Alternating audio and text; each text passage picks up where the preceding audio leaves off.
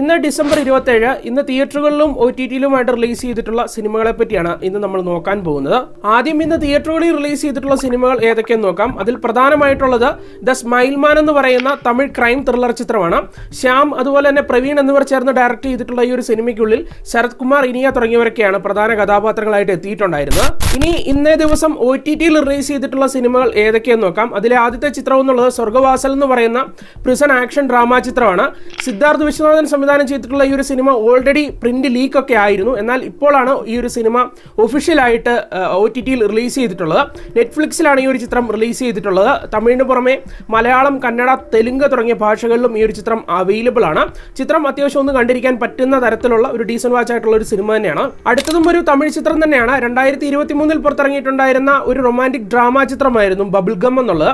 രവിനാഥ് സംവിധാനം ചെയ്തിട്ടുണ്ടായിരുന്ന ഈ ഒരു ചിത്രത്തിനുള്ളിൽ റോഷൻ കനകാല അതുപോലെ തന്നെ മാനസി ചൗധരി തുടങ്ങിയവരൊക്കെയാണ് പ്രധാന കഥാപാത്രങ്ങളായിട്ട് എത്തിയിട്ടുണ്ടായിരുന്നത്. ഈ ഒരു സിനിമ ഇപ്പോൾ സിംപ്ലി സൗത്ത് വഴി അവൈലബിൾ ആയി തുടങ്ങിയിട്ടുണ്ട്. അടുത്ത ചിത്രം ജിയോ സിനിമാസ് വഴി ഇന്ന് റിലീസ് ചെയ്തിട്ടുള്ള ഒരു ഹിന്ദി വെബ് സീരീസ് ആണ്. ഡ്രാമ ജോണറിൽ വരുന്ന ഡോക്ടേഴ്സ് എന്ന് പറയുന്ന ചിത്രമാണത്. ചിത്രത്തിനുള്ളിൽ ശരത് കേൽക്കർ അതുപോലെ തന്നെ ഹർലീൻ സൈദിയൊക്കെയാണ് കേന്ദ്ര കഥാപാത്രങ്ങൾ അവതരിപ്പിച്ചിട്ടുണ്ടായിരുന്നത്. ചിത്രം ഹിന്ദിക്ക് പുറമെ തമിഴ്, തെലുങ്ക്, കന്നഡ അതുപോലെ തന്നെ മലയാളത്തിൽ ഉൾപ്പെടെ സിനിമ ഡബ് ചെയ്തും അവൈലബിൾ ആണ്. ഈ ഒരു വർഷം തിയേറ്ററോട് റിലീസ് ചെയ്ത് ഒരു മിക്സഡ് അഭിപ്രായം നേടിയ ഒരു ചിത്രമായിരുന്നു ഭൂൽ ഭുലൈയ 3 എന്നുള്ളത്.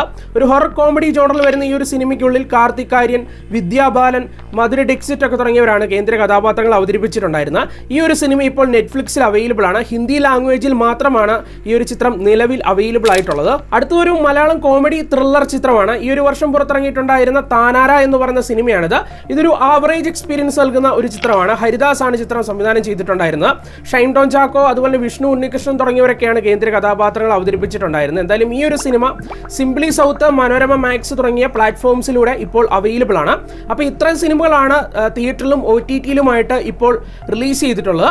എന്തായാലും ഈ ഒരു സിനിമകളെ പറ്റിയുള്ള അഭിപ്രായങ്ങളൊക്കെ കമന്റ് ബോക്സിൽ കമന്റ് ചെയ്യുക. വീഡിയോ ഇഷ്ടപ്പെട്ടാൽ ലൈക്ക് ചെയ്യുക, സബ്സ്ക്രൈബ് ചെയ്യുക, ഷെയർ ചെയ്യുക. ബൈ.